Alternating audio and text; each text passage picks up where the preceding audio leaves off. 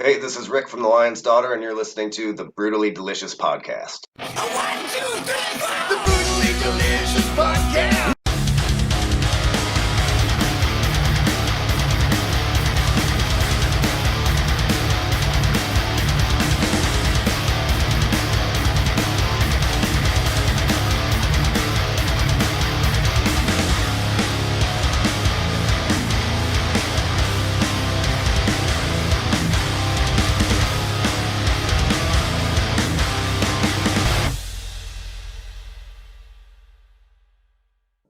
Cool. Cool. What's Thanks that? for joining me, man. Appreciate it. Yeah, absolutely. Where are you guys located? You're in the Midwest, right? Yeah, in St. Louis. Oh, okay, cool. Is Yeah. there a pretty decent metal scene in St. Louis? It fluctuates. I don't know. I guess it depends on how you define pretty decent. It's better that it's been in some years, but compared to, I don't know, a Chicago or somewhere like that, I think we're kind of lacking. Yeah. I've never been to St. Louis, but Yeah, you could spend a fun weekend here, I guess. I'll have to check it out. At any rate, we didn't come here to talk about St. Louis. Right. Let's talk about The Lion's Daughter. Holy cow, I've been listening to end credits, and that is, and I guess your goal, it's haunting, but it's catchy as hell. Yeah. I mean, it should be. It's one repeating part the whole time, Yeah. pretty much. It's kind of like an earworm that gets into your head, and the video just completely blew me away. Yeah. Well, thanks, man. Thank you. What was that like? Did you guys do the video yourself, or you had somebody else do it? No, that's a guy named I'm gonna pronounce it terribly. Jagov, Jakov. I don't. That sounds wrong too. Yeah, I don't think Uh, that's it. no. Jakov. Burov. Burov. In the Ukraine. He's an animator and an artist over there. Crazy. Yeah. I All of mean, his stuff is like that. Actually, some of it is much more extreme and much crazier than that. Seeing his stuff, I was like, we have to work with this yeah. guy. I mean, it's so well done, and it works perfectly with the tune. So I was like pretty amazed by it. Yeah, to me, it took what was already, like you said, a kind of a haunting song, and Made it downright creepy. yeah, made it disturbing. Yeah. Yeah, I 100% agree. So now that Bathhouse is complete, and I guess your October 13th is your release, and probably no better day than the 13th, right? Right. Friday the 13th. Mhm. How do you feel about it now? Are you satisfied with the outcome? Yeah, I'm more satisfied than I have been with any record that we've done before. Um, there's no there's no filler. There's no song I wish we cut. There's nothing I wish we did differently. Where in the past there usually is. Like every album that I think we've done before has been 10 songs, and there's always that one I wish we cut. Right. And this album's 9, so so I just didn't include that extra song that we didn't need this time. So, So all um, killer, no filler. right, right.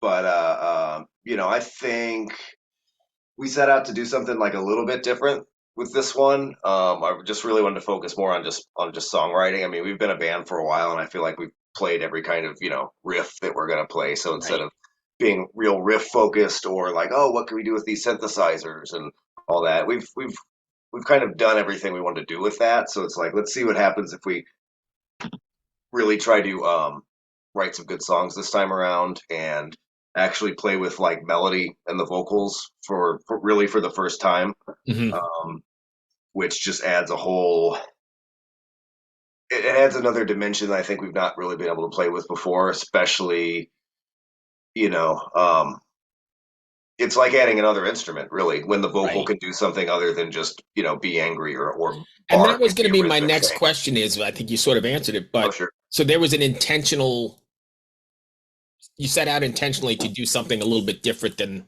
previously. Yeah, I mean, usually every record, I kind of want to do something a little different to keep it interesting just for myself. Right. Um, But but that to me you seemed like can't the change big. it for your fan base though, right? I mean, because you got to stay somewhat in your wheelhouse, right? I don't think that you do. I don't think that we do anyway. I think we're the kind of band that I think if somebody's been following us for over the years, they kind of know not to expect a really particular thing. I mean, I think the first thing that we put out our very first I guess full length that was really, it was more of the sludge doom black metal, just Mhm. real ugly, everything distorted, gross sounding. And then right after that, the next thing we did was a full length album that was a collaboration with a folk band.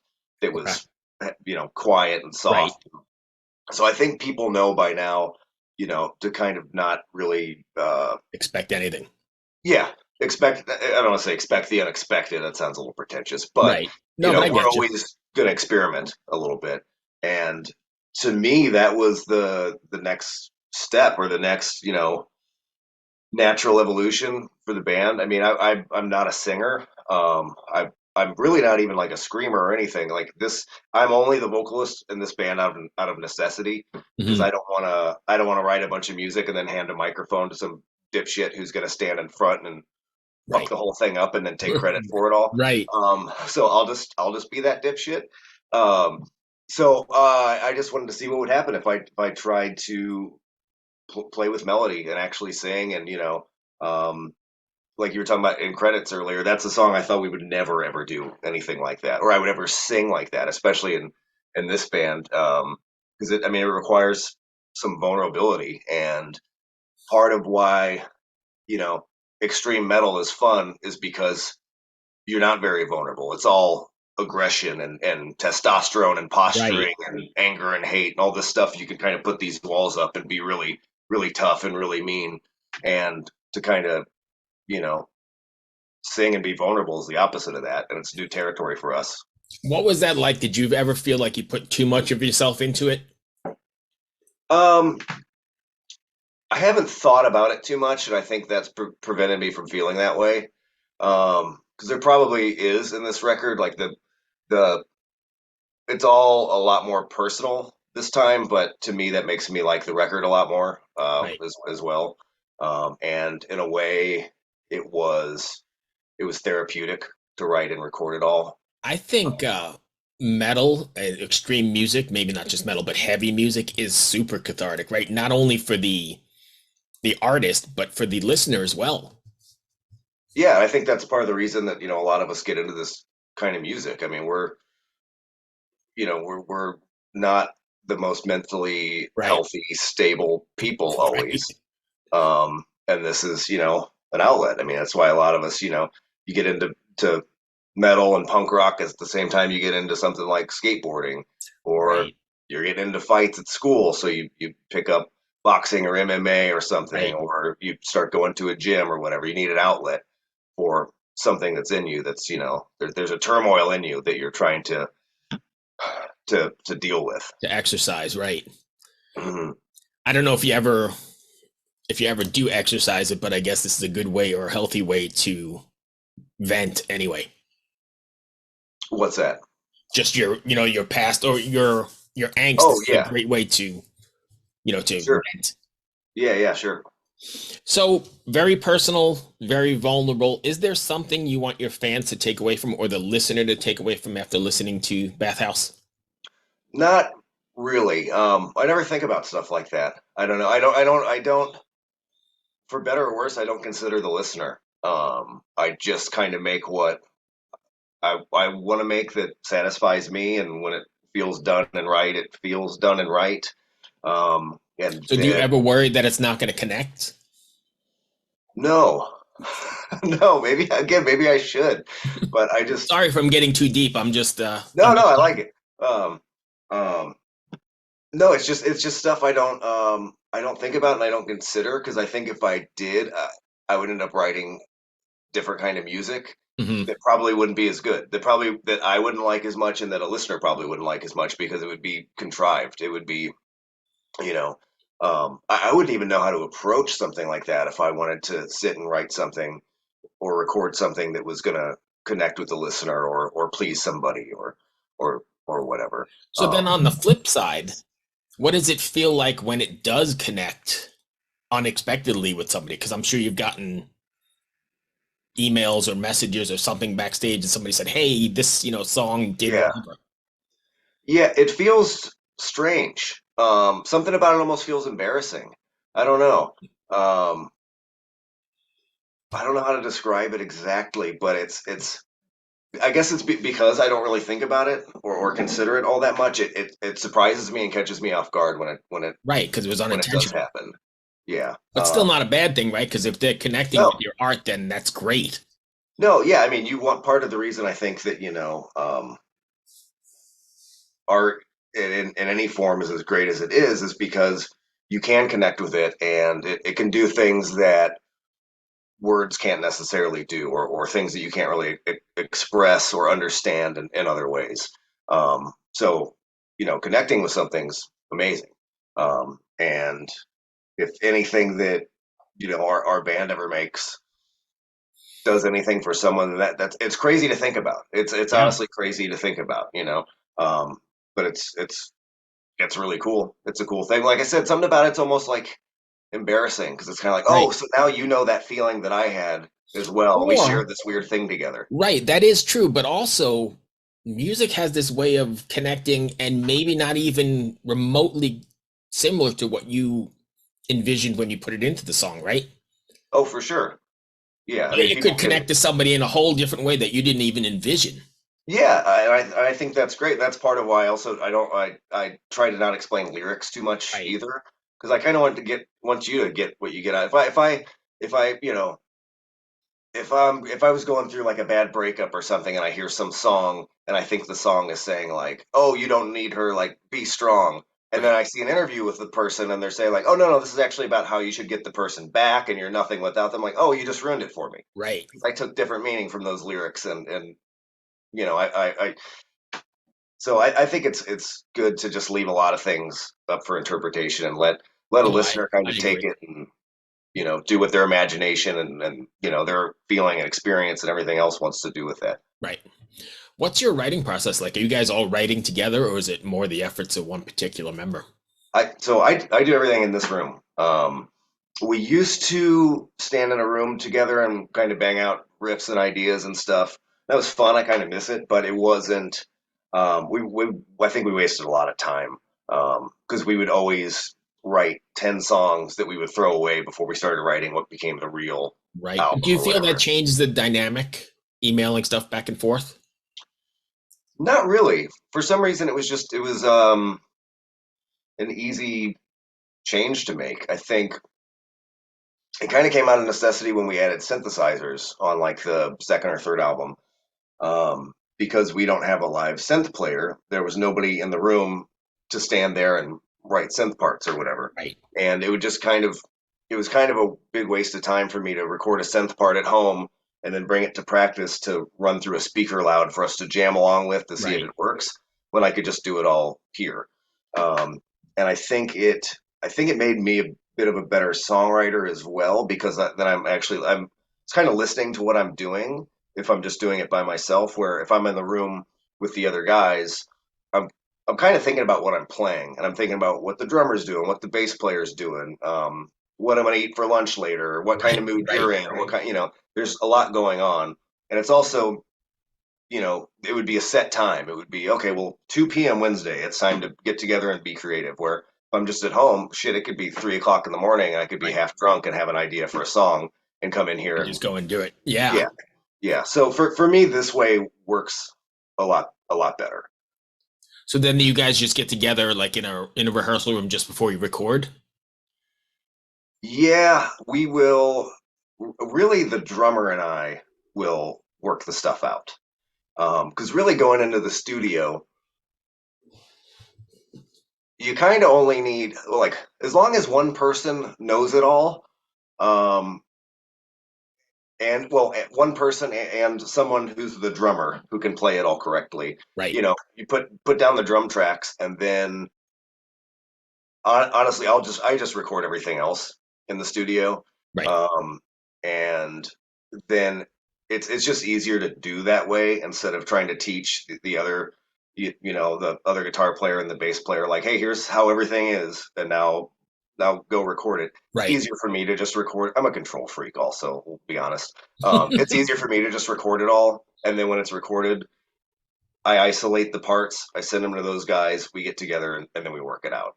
Gotcha. And that's how what we've done on the last couple records, and it's just easier that way. I mean, it's a lot more work for me in the studio, but I enjoy it. And again, like severe control freak, Right. especially with like spending so much time with these songs and writing them and stuff like that. It's just easier to do it that way. Any plans to take the Lion's Daughter out on the road? Well, we had something booked for October through November that got canceled again. I don't mind saying what it is now because I don't think it'll ever happen. But we were supposed to go out with Goblin, and this is the fourth time that that tour has been booked and canceled. Oh, damn. So I don't know if I'm contacted about a fifth time, like I would have to be an idiot to believe it's going to Yeah. happen this time. And But also, I mean, a lot of prep goes into gearing up for that, right? And then for it to fall through, it's kind of got to suck as well. yeah, I mean, just personal lives, Right. people taking off work, and I'm in the middle of opening a business, and I have a new puppy, and I have some Life. things going on, and I had to make arrangements, and then okay, cool, it's not happening again. Right. But I should have known it wasn't going to happen again because this is the fourth time Wow. that it's been canceled. So that kind of has been pretty discouraging and kind of knocked us out a little bit. Um, there's been talks about a couple other things, but we're kind of in the position where I think we're all of us besides Aaron, our other guitar player, all of us are in our 40s now. Um, Right. I think Aaron's a little bit younger than us, but and well, he's the only one with he has a baby at home and a wife and stuff. So it's a little difficult for us to just pile in a van and Right. go and fuck off for a while. It has to make We sense. I get it. Yeah. It has to be worth it, yeah. And if it's like, hey, do you want to go out and support one of your favorite bands ever on the road? Like, Right. yeah, absolutely. But if it's like, hey, do you want to go eat shit and play in the corner of some bar in a town you've never heard of in Right. For four Illinois? people. Right. Nah, I'm good. I've done that. We've Right. all done that, So, Everything um, has changed so much, especially post pandemic, right? I mean, there's so many bands like vying to play just a small amount of clubs and it's flooded. it's all weird. Yeah, I worked in the live music industry up until March of 2020, and I got the hell out of it. I'm opening a pizza place now. What I'm doing Yeah. just to get away from live music. Pizza's not going anywhere. There could be Right. another pandemic, and people are still going to be getting carry out. Yes. But the live music industry is just so weird now. It's like the band's guarantees are really really high, but the show turnouts are shit for a lot of shows. Right. Um, And now St. that Louis. I've been talking to bands and they're taking like 25% of merch at the tables and all kinds of other bullshit. Yeah, there's a lot of weird shit going on. And even like in St. Louis now, a couple venues have closed, and we're kind of just left with these rooms that are a little too big for a lot of bands. Hmm. So, you'll go see a random band or something, but they're playing this, a venue that holds 1,500 people, and you've got 80 people there to see, some Right. black metal band. It just is kind of sad. It feels kind of strange, Yeah. you know? And I think touring is a young person's game because I'm a little bit older than you, and I couldn't imagine getting in a van and getting no sleep and trucking the Yeah. states.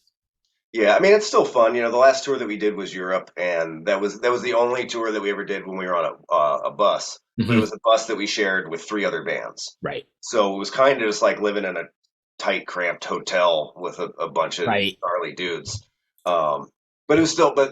It was still Right. fun. But I mean, I can't say though. Many times I wouldn't have rather just like been in my underwear, eating cereal, watching Ren and Stimpy at home. Right. No, no, I get that for sure. And the Mm. music business has changed, not just touring wise. I mean, the whole business has changed. Are you guys planning on doing like more singles, the every 6 weeks or every 8 weeks kind of thing, or are you just going to stick with a few of them here? Uh, End credits was the last one, so we've kind of just sticking to the industry standard of A of record. three leading up to the album release. So yeah, once it's out on the 13th, that'll be it. There might be like I don't know if we feel like it, we might do another video for something Right. down the road if the right opportunity comes along.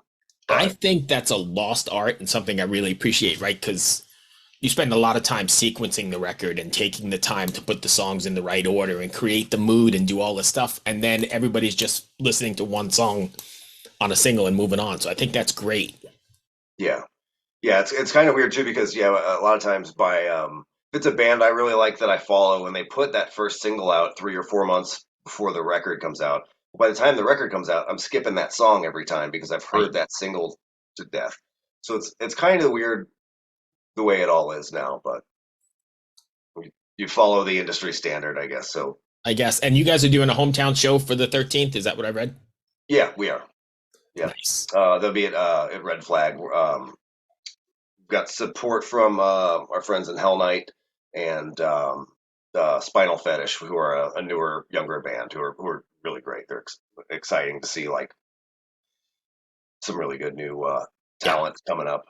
Um, but that will be so Late Night Grindhouse, who do like a midnight movie kind of series here. They're also a part of it, so they're going to show on the big screen at this venue. They're going to show like crazy old horror movie trailers and some other Oh, stuff. So nice. we're kind of making it like a Friday the 13th themed, Right. almost like a Grindhouse kind of themed event. So it should be fun. Instead of like house music between bands, we Right. see some fucking gnarly 70s and 80s horror movie trailers. That's beautiful. And then if fans want to find you guys, is it just the Lion's Daughter, Yeah, Bandcamp and whatever else. Spotify, and that whole deal? Yeah, I can't even remember. I just went blank on what we're even on. That's Not. fine, man. I would say don't go to the Twitter one. We don't use that. There's just like a Twitter graveyard site sitting there. I never figured out how it works. It's been over a There's too decade. many of them, man, to keep up with, especially if you're, doing it yourself. I can't keep up even for the show. There's too much. Yeah. No, we don't have a TikTok or anything, which maybe we're stupid not to. I think that's how bands get paid now. Actually, you have a song that goes crazy on TikTok somehow, and you make money off that. I don't know, but yeah, um, Spotify, Bandcamp, Instagram, all that stuff. Awesome. And October 13th, it comes out. Hope that wasn't too bad, man. I know I kind of meandered and got into some other stuff, but Oh no, it's great. So I'm enjoying my second round of COVID right now. oh, So Jesus. it's so nice to have something to do because I've just been Cool. in my house for like 5 days. Nice. I know I meander, but I kind of prep ahead of time, but then I just like to go where it goes. And Yeah, that's way more fun. I mean, you get asked the same questions over and over, yeah, and yeah. that shit gets old fast. So it's fun to like dive into stuff, I think. Cool. I didn't mean to put you on the spot though, so we're good. No, yeah, awesome. Yeah, hell Awesome. yeah.